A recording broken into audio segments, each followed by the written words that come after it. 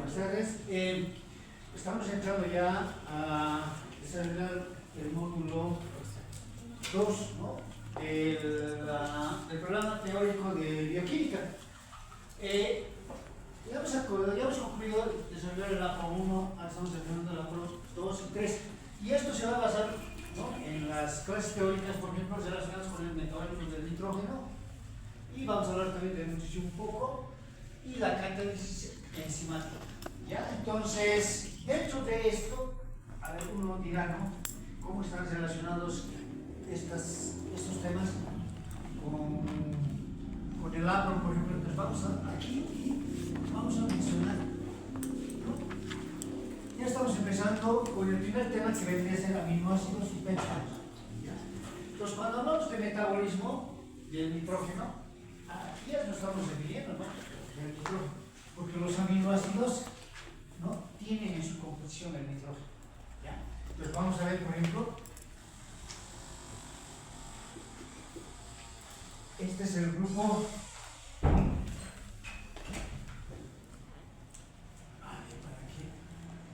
¿Saben qué significa metabolismo? Metabolismo siempre lo van a realizar le van a relacionar con reacciones químicas. Cuando hablamos de metabolismo estamos hablando de reacciones químicas. Entonces aquí estamos hablando de reacciones químicas, ¿no?, relacionadas con el nitrógeno, ¿no? Entonces, aquí estamos poniendo el nitrógeno, pero fíjense, cuando yo hablo de aminoácidos, ¿qué son los aminoácidos? Son las unidades estructurales que van a llegar a formar las proteínas. Pero nuestro organismo, ¿cuál será la unidad estructural de nuestro organismo? Las células. Claro, la unión de esos tejidos, luego órganos. Entonces, en este caso, los aminoácidos son las unidades estructurales para formar proteínas. Pero no solamente formamos proteínas con la unión de aminoácidos, también formamos péptidos, también formamos polipéptidos y también formamos, por lo que estamos mencionando, proteínas. Pero, o sea, ¿a partir de qué? De aminoácidos. Pero los aminoácidos tienen, ¿no?, justamente el nitrógeno en su composición. ¿Ya? También, ahorita vamos a ver los componentes de un aminoácido, pero también para formar un aminoácido necesitamos un carbono, del carbono alfa. También necesitamos, ¿no?, de un grupo funcional llamado el ácido carboxílico. Vamos a poner el resto. Entonces, un aminoácido, hemos dicho, es la unidad estructural para formar péptidos, polipéptidos y proteínas. Para llegar a formar un péptidos, tienen que unirse de 2 a 10 aminoácidos. A eso se denomina péptido. Para formar polipéptidos es la unión de más de 10 hasta 100 aminoácidos. Eso se denomina polipéptidos. Para formar proteínas, es la unión de más de 100 aminoácidos. ¿Ya? Pues como pueden ver, ¿no?, cómo los aminoácidos están formando péptidos, polipéptidos y proteínas. Un ejemplo, para que lo veamos relacionando esto. Un ejemplo de un péptido, por ejemplo, que juega un papel importante en nuestro organismo, ¿ya?, y que está formado por 9 aminoácidos. Está formado por 9 aminoácidos. Este polipéptido se llama oxitocina.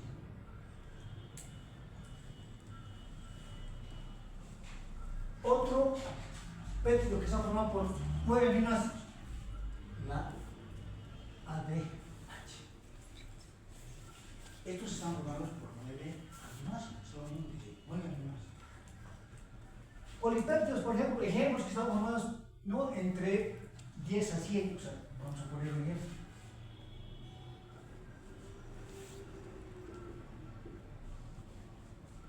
Una hormona que está formada por 51 aminoácidos, la insulina.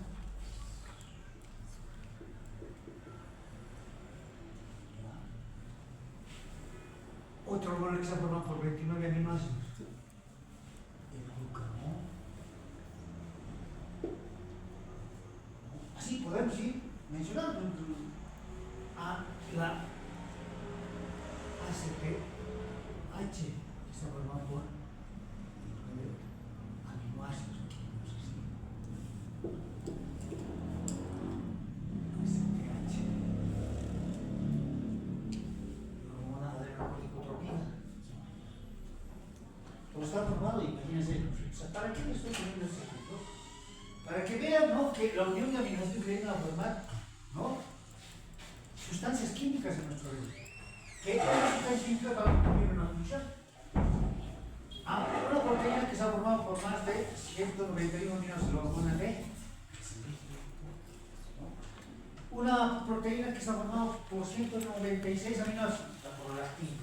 Entonces, así podemos ir mencionando infinidad, ¿no?, de sustancias químicas que están formadas por aminoácidos. Bueno, ahora, en la naturaleza hay más de 300 aminoácidos. ¿No? Más de 300 aminoácidos en la naturaleza.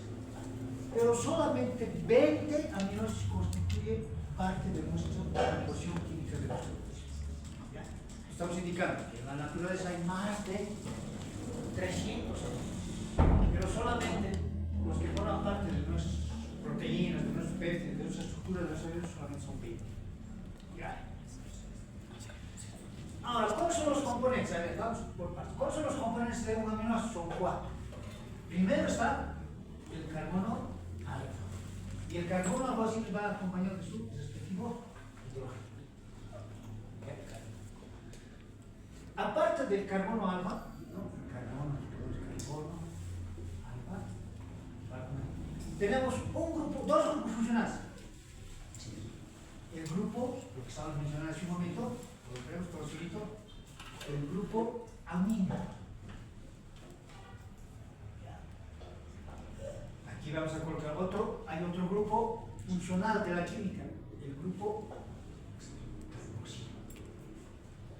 Ahorita les voy a explicar por qué estoy poniendo celos. Pero también el cuarto componente de un aminoácido es la cadena lateral, que vendría a ser acá, la cadena lateral, o también llamado cadena alquilo. Todos los aminoácidos tienen el grupo amino, tienen el grupo carboxilo, tienen el carbono y tienen la cadena lateral o radical.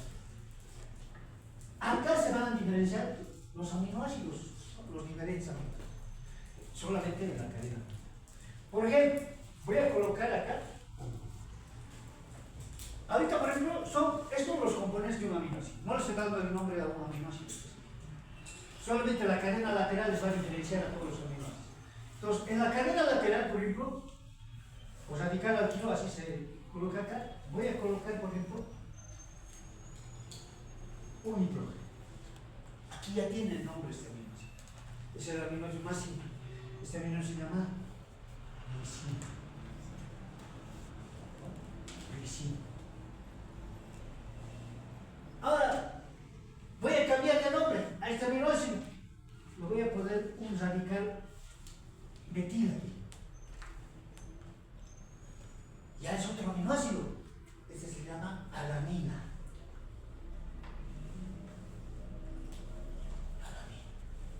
Ya, entonces, bueno. Ahora, si yo lo coloco acá, en la cadena lateral,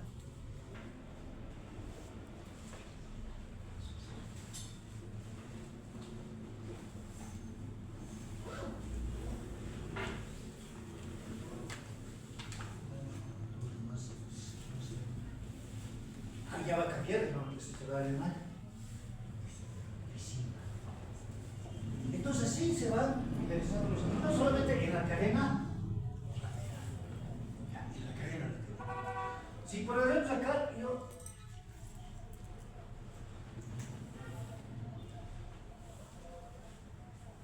coloco acá, aquí, ¿no? Más, ya le he cambiado el nombre, es otro aminoácido. Este es el glutamato. O si no, acá.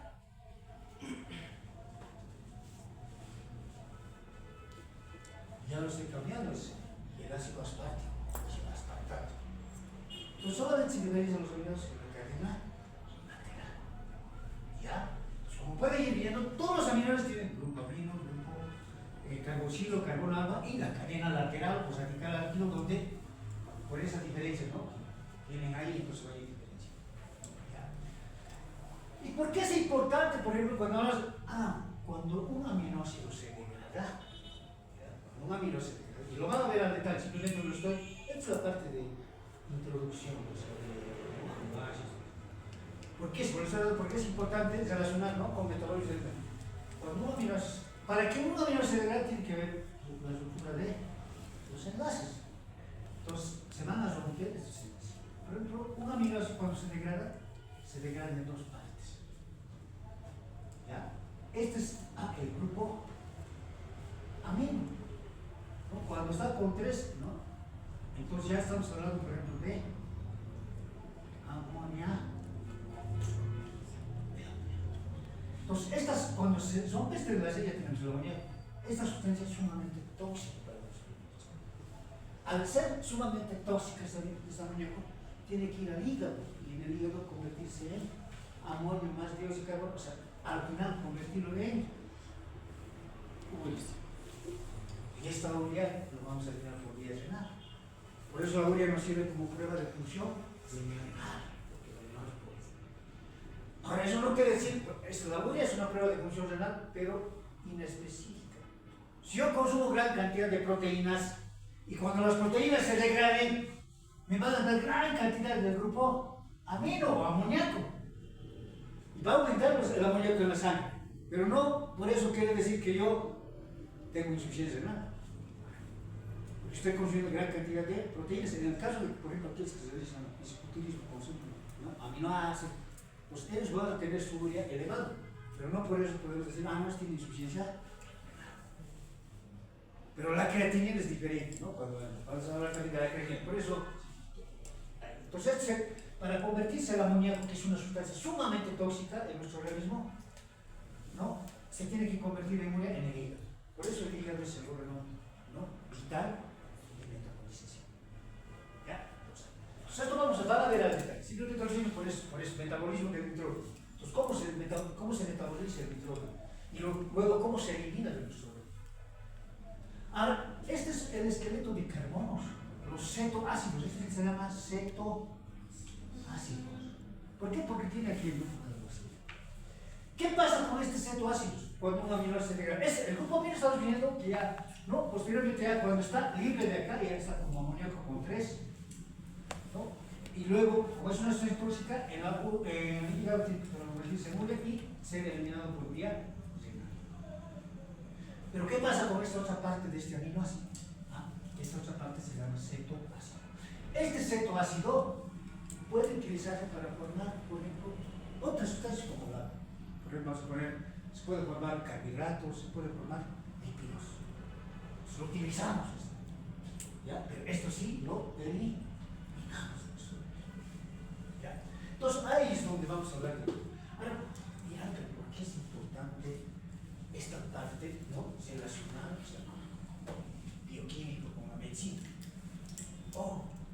Sí, por decirles, como esta es una sustancia tóxica, la cantidad que tenemos en el organismo, o sea, a nivel plasmático, tiene que ser menor a 20 microgramos la concentración.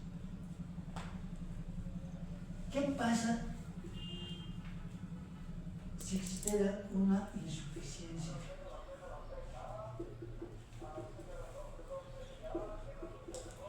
hepática,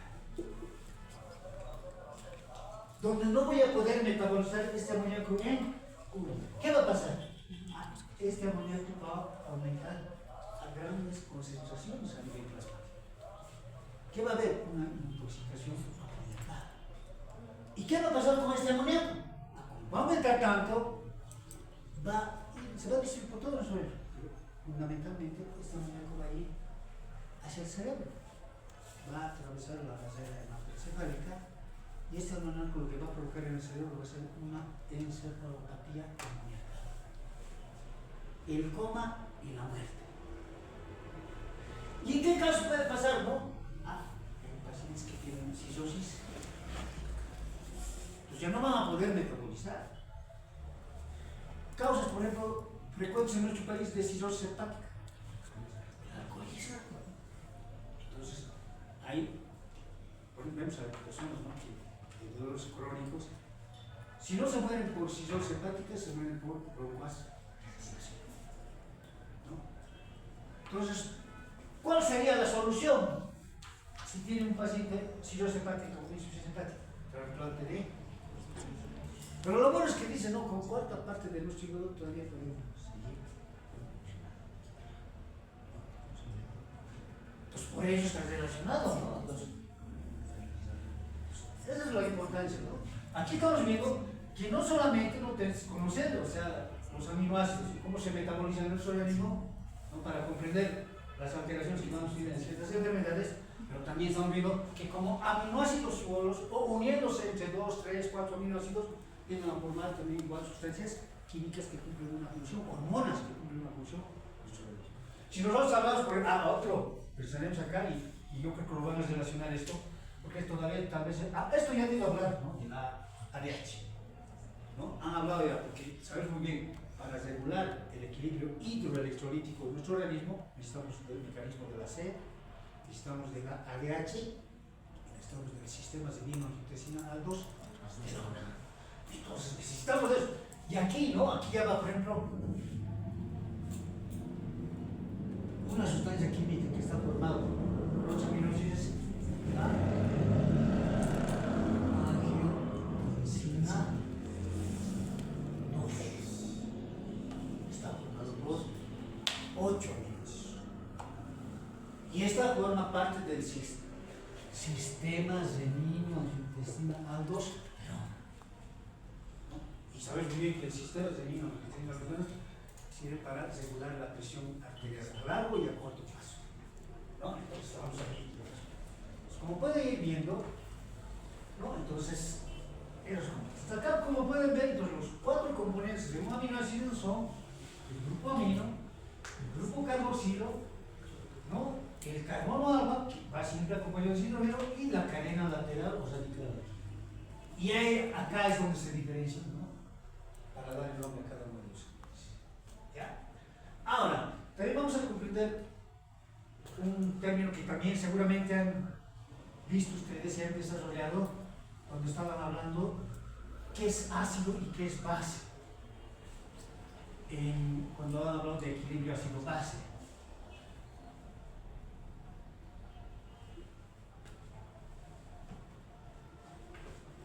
Y aquí no vamos a poner sus cargas porque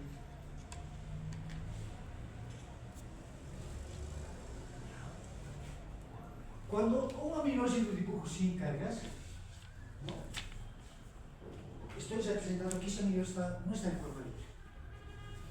Para estar en forma libre, tienen que adquirir, ¿no?, cargas, igual como el sodio, ¿no? Llamamos electrolitos porque tienen cargas, ¿no?, son iones, porque tienen cargas se desplazan, ¿no?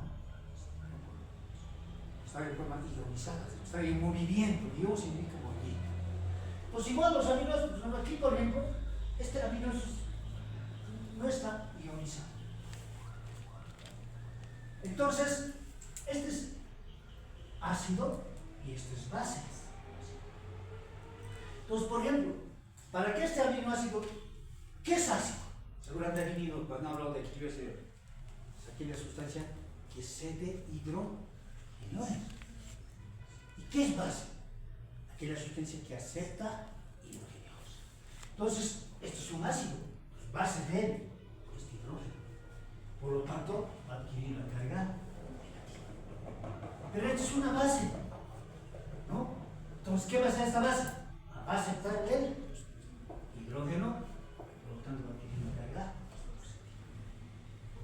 Por eso, estos son también sistemas, por ejemplo, las proteínas son los sistemas amortiguadores del pH, ¿no?, o tapones.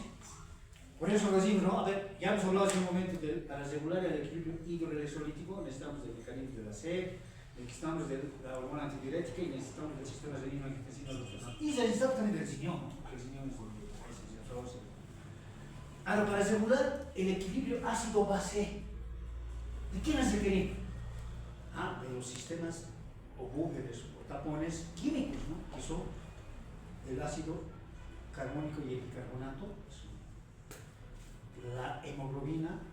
La hemoglobina es una proteína, está formada por aminoácidos, de los fosfatos y de las proteínas propias, regulan el pH. Son la regulación química, ¿no? Del equilibrio ácido-base. Pero también requerimos de funciones, ¿no? De ciertos órganos, como la función respiratoria y la función renal. Son los mecanismos que regulan el equilibrio ácido-base. Por eso, en el otro no lo hemos visto, ¿no? Equilibrio hidroelectrolítico, equilibrio ácido-base, ¿no? Y las hemos visto, ¿no? Y ahora si hablamos de agua, hablamos también de, ¿no? De las soluciones, ¿no? Hemos dicho soluciones, solventes, todo eso. Entonces, como pueden ver, pues, las aminoácidos, en este caso ya, estos aminoácidos formando parte de las proteínas, están actuando como amortiguadores también del pH. ¿Ya? Justamente, ¿no? Ácido base, lo que estamos viendo. Imagínense, para que en una solución, ¿no? Aumente la acidez, ¿qué tiene que ver? O sea, ¿qué tiene que aumentar? Esta es la escala del pH. Del 0 al 14. 7 es un pH neutro. Este es un pH ácido. Este es un pH básico o alcalino. Del 0 al 7. Entonces, para que todos los líquidos, todas las soluciones tienen un pH. Para que en una solución sea fuertemente ácido, ¿qué tiene que aumentar? La concentración de hidrógeno. Mientras más concentración de hidrógeno exista, esa solución va a ser fuertemente ácida. En cambio, ¿qué tiene que aumentar en un pH básico? La concentración de oxígeno. Por eso decimos, ¿no? Cuando hay un pH neutro, la concentración de hidrogeniones y la concentración de oxígenos están igual. Entonces, en un pH, siempre va a estar aumentada la concentración de hidrogenos y la concentración de oxígenos disminuye. En un pH básico, aquí no, va a estar disminuyendo la concentración de hidrogenos, va a estar aumentada la concentración de oxígenos. Entonces, por eso estamos viendo aquí, ¿no? O sea, ¿cómo no? Son reguladores del pH, o sea, las proteínas, ¿no? Ya, pues eso. Entonces, acá estamos viendo, por ejemplo, en un pH, por ejemplo, de 7.4, ese pH, ¿dónde encontramos? 7.40. En el interior de las células. ¿Ya? A nivel intracelular, entonces el pH es 7.4. ¿Ya? Bueno, ahí estamos viendo eso. Después, aquí.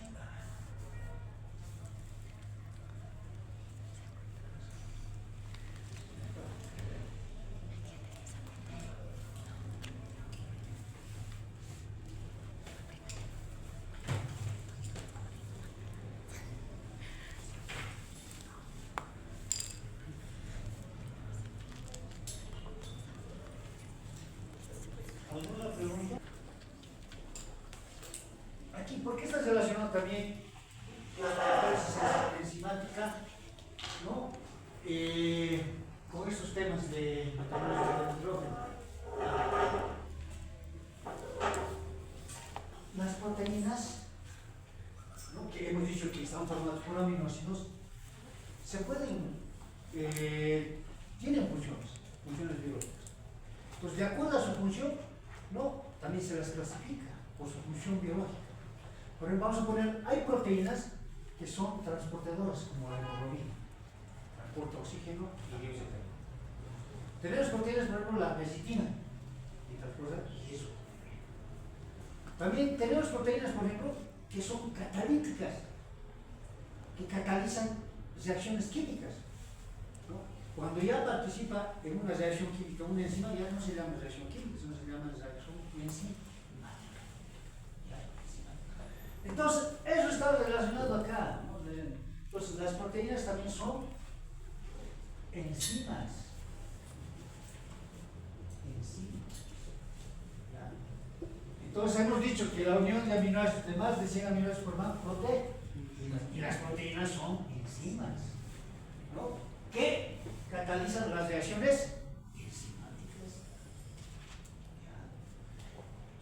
Y vamos a hablar, cuando por ejemplo estemos hablando aquí, por ejemplo, pondremos esto, ya, la glucosa más fructosa.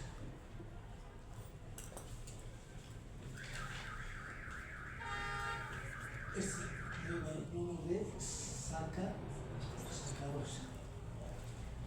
Entonces, ¿esta dónde se encuentra? En el azúcar de mesa que consumimos todos los días. Todos los días estamos consumiendo sacarosa. ¿Ya? Estamos consumiendo todos los días sacarosa. ¿Ya? Pero esta sacarosa, a nivel del tracto gastrointestinal, tiene que ser degradada. Esta sacarosa formada por glucosa más fructosa. Pero para ser degradado a nivel del tracto gastrointestinal, esta sacarosa necesita de una enzima.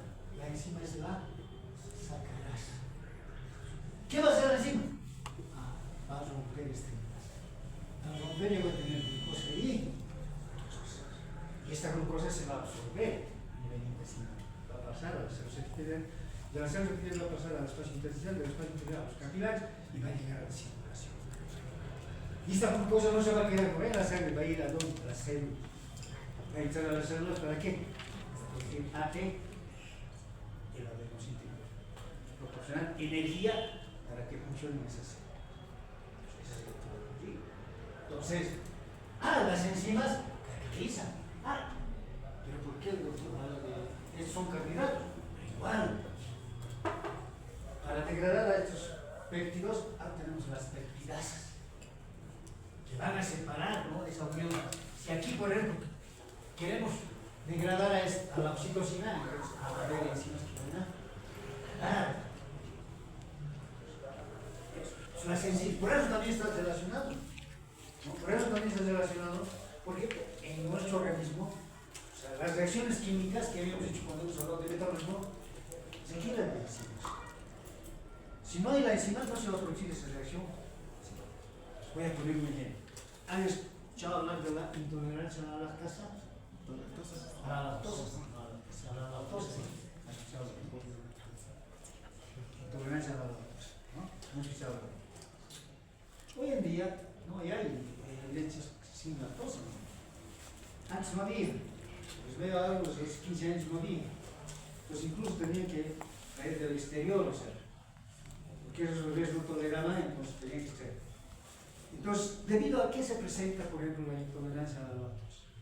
Debido a que hay esos deficiencias de lactasa, de la lactosa, deficiencia de la lactosa. Esta es la enzima que va a degradar. No hay, por ejemplo, la lactosa, ¿cómo está formada? Glucosa más la lactosa. Ahí esto se encuentra en la leche. Entonces, como no hay esta enzima la lactasa, ¿no?, ese recién nacido no produce no puede producir esta enzima. No puede producir. Al no poder producir, pues ya no puede degradar a qué? A la lactosa. Y al no degradar a la lactosa, entonces los pacientes, ¿qué tipo? Distensión abdominal, diarreas. Entonces, por eso, este ejemplo va en relación a porque es importante por las enzimas. Vamos a ir bien, por deficiencias de enzimas se presentan muchas enfermedades, generalmente son genéticas. Bueno, entonces eso también está relacionado con eso. ¿Ya? Doctor, una pregunta. Respecto a la deficiencia de la lactasa, o de la enzima de la lactasa, Sí. generalmente, bueno, no sé si será correcto, es cuando una persona ya pasa los 25, 30 años, automáticamente tiene esa deficiencia. No sé si será o no correcto ese concepto, doctor. No, no es tanto, porque... Ahora, ¿cuál es el detalle? Por ejemplo, ¿por qué nosotros recomendamos, por ejemplo, que a los menores de un año, que no deben consumir, ¿no? Los yogures que venden, por ejemplo, ¿no? Las bolsitas que a veces les dan. Eso sí puede llegar a provocar intolerancia. Y no se manifiesta, como les digo, inmediatamente. Recién puede llegar a producirse cuando es adolescente. En el caso de mí, por ejemplo, bueno, si tengo intolerancia a la cosa, leche, por ejemplo, tomo así, leche sin mezclar, entonces ya, olor a avena, ¿no? Es como un laxante, ¿no? Así, algunos pasa. Pero en cierta forma sí, eso pasa cuando, por ejemplo, a menores de un año, les dan a las mamás a veces, les dan esos, ¿no? Y entonces ahí ya generan esas situaciones. Por eso recomendamos no leche, no tengas, después del año ya, pueden utilizar la leche de caso, ¿no? Pero que también hay para las diferentes edades, ¿no? Ahí es donde ¿no? Ahí es donde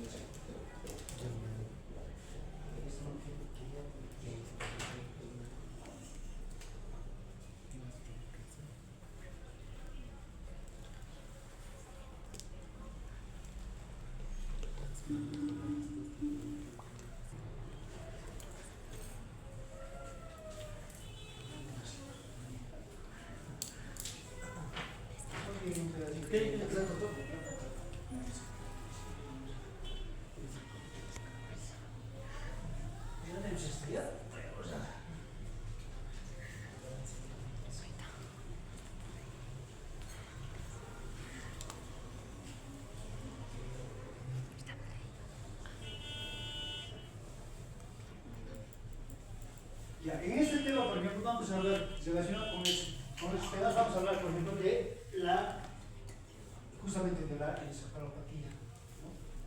Amoniacal, de la insuficiencia hepática, vamos a hablar, por eso está relacionado con eso. Entonces acá, ¿cómo se clasifican los aminoácidos? Pues se pueden clasificar los aminoácidos desde distintos puntos de vista. Vamos a clasificación de los aminoácidos. Por las propiedades, ¿no? Propiedades de la cadena lateral.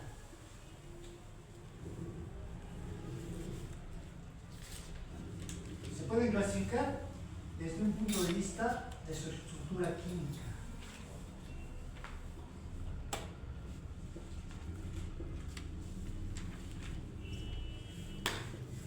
Se pueden clasificar desde el punto de vista de la nutrición.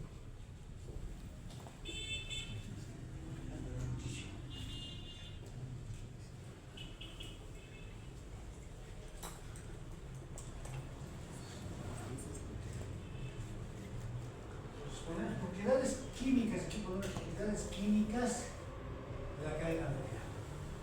Entonces, hay aminoácidos que pueden ser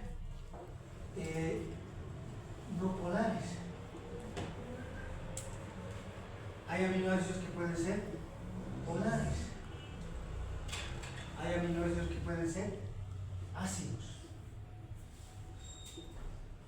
Hay aminoácidos que pueden ser básicos.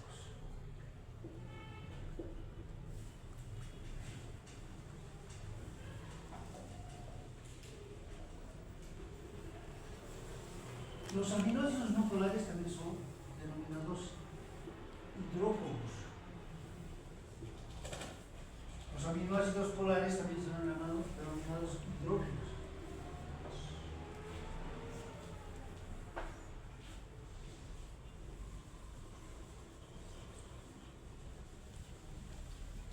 Ya. Un ejemplo de un aminoácido no polar, que es hidrógeno. Hidro es agua, pocos es rechazan. Ya. Entonces, un aminoácido, por ejemplo, es la valina. Un aminoácido hidrófilo que es más bien, ¿no?, acepta el agua, es el glutamato.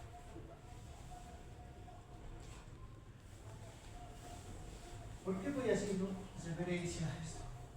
Entonces, las proteínas, aquí que me gustó las proteínas, cuando esté hablando de proteínas, van a ver que hay distintos tipos de proteínas, de acuerdo a su estructura, la estructura primaria, que vamos a ver aquí. Proteínas que tienen estructura primaria, secundaria, terciaria,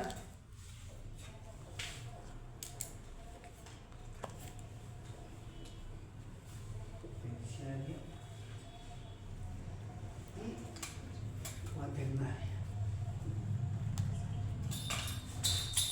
Como no hablamos de una proteína de estructura primaria, simplemente es la unión de varios aminoácidos en cadena lineal. Un ejemplo, por ejemplo, de este tipo de proteínas, ¿no?, que fueron solamente cadenas lineales, son, por ejemplo, las proteínas estructurales. ¿Alguna proteína estructural que ustedes conocen? A ver, por el lípido, si se dan cuenta, ¿cuáles van a ser?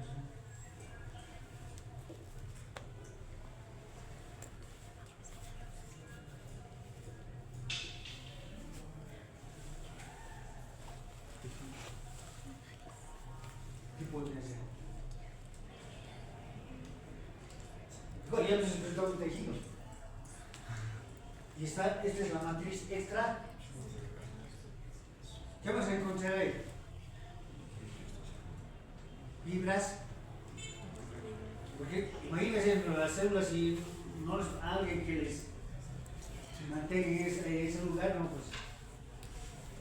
Tenemos, por ejemplo, las fibras colágenas, fibras elásticas.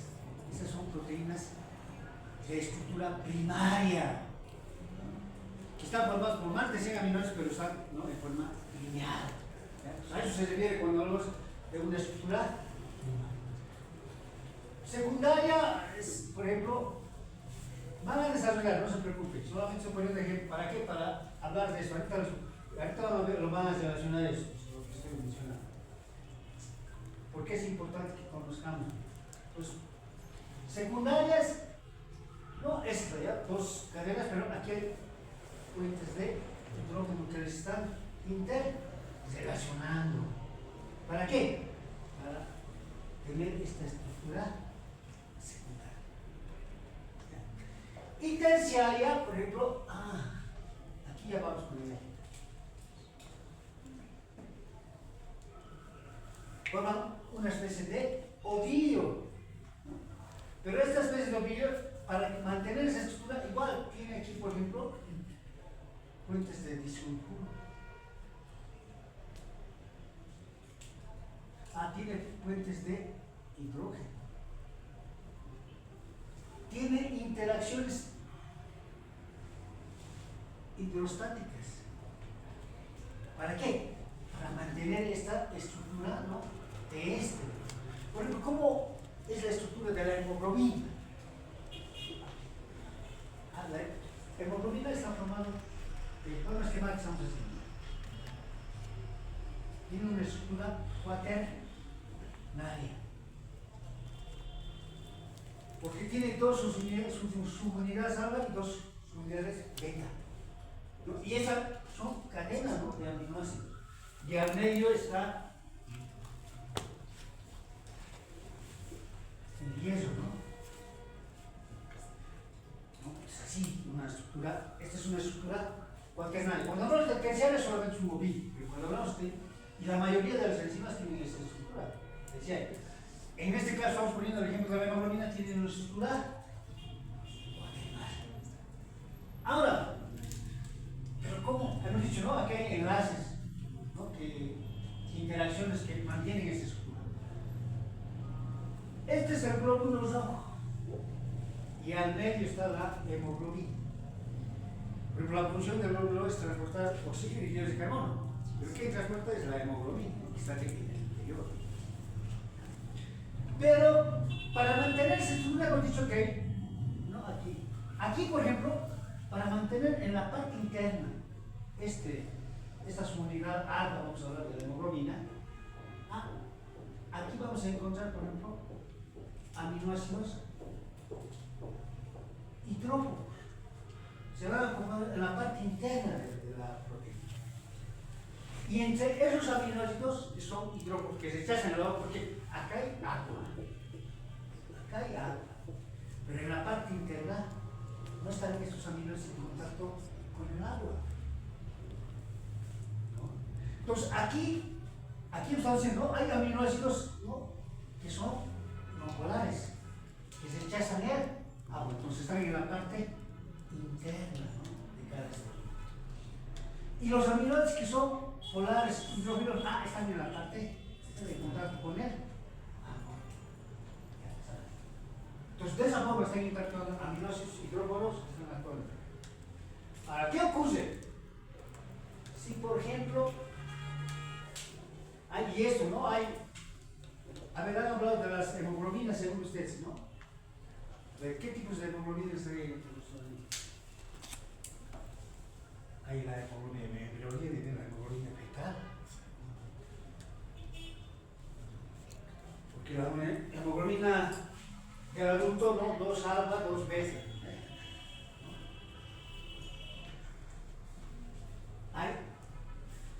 Hay una hemoglobina anormal, la hemoglobina S.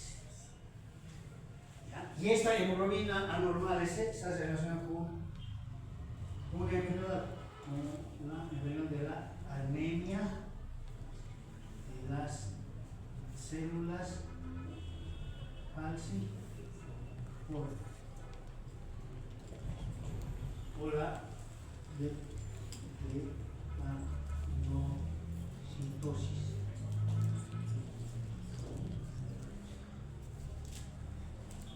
¿Han escuchado hablar de esto? De drepanocytosis o de la anemia de las células falciformes. O sea, anemia ya sabemos qué es. Disminución de los ¿ya? Esto es una anemia, ¿no?, genética. ¿Ya? Genética. Entonces, por ejemplo, ¿cómo vamos a hacer el tratamiento de esta anemia que es de origen genético? Por eso ahora actualmente hablamos de la terapia. Esta hemoglobina es arma. Aquí tal vez esto no está comprendiendo.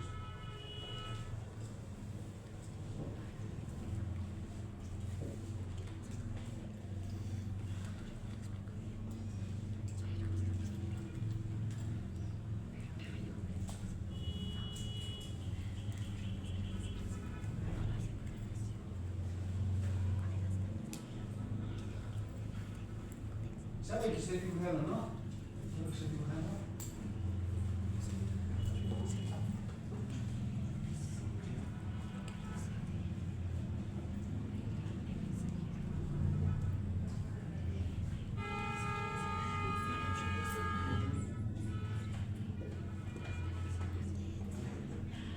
Entonces, el ADN, los ADN nucleicos, ¿no? El ADN en este caso tiene dos funciones.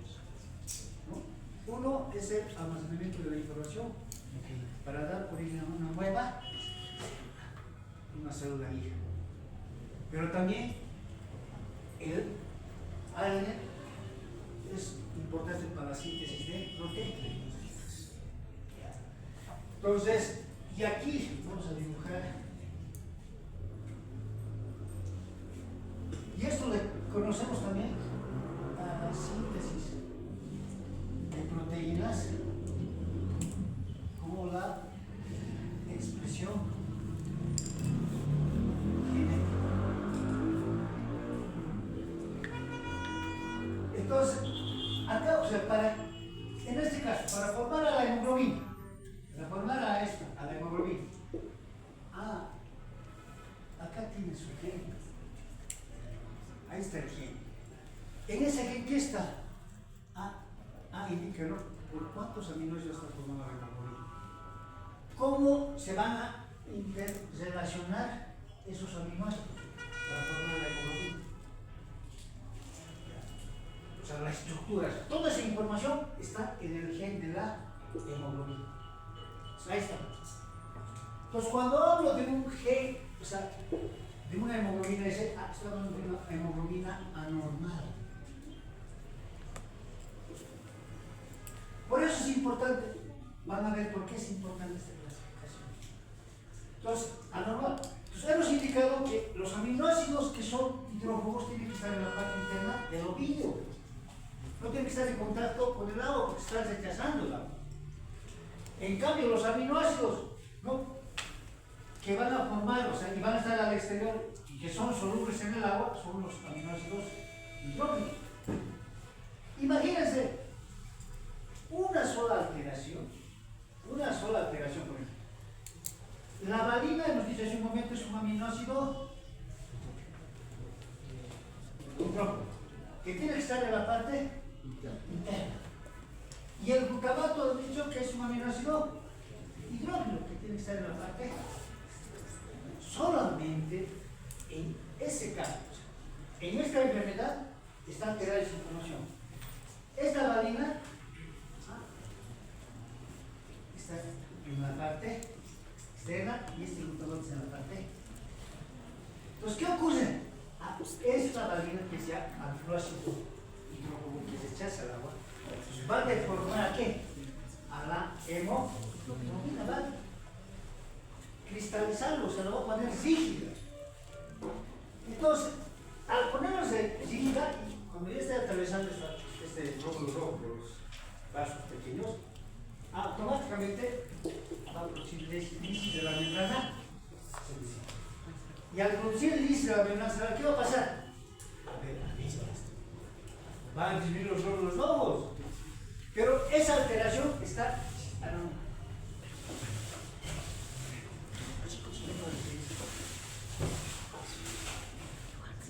¿ya? Entonces, eso es lo que va a pasar, o sea, va a haber destrucción de glóbulos rojos, va a haber dismólisis. Por lo tanto, ese paciente va a tener.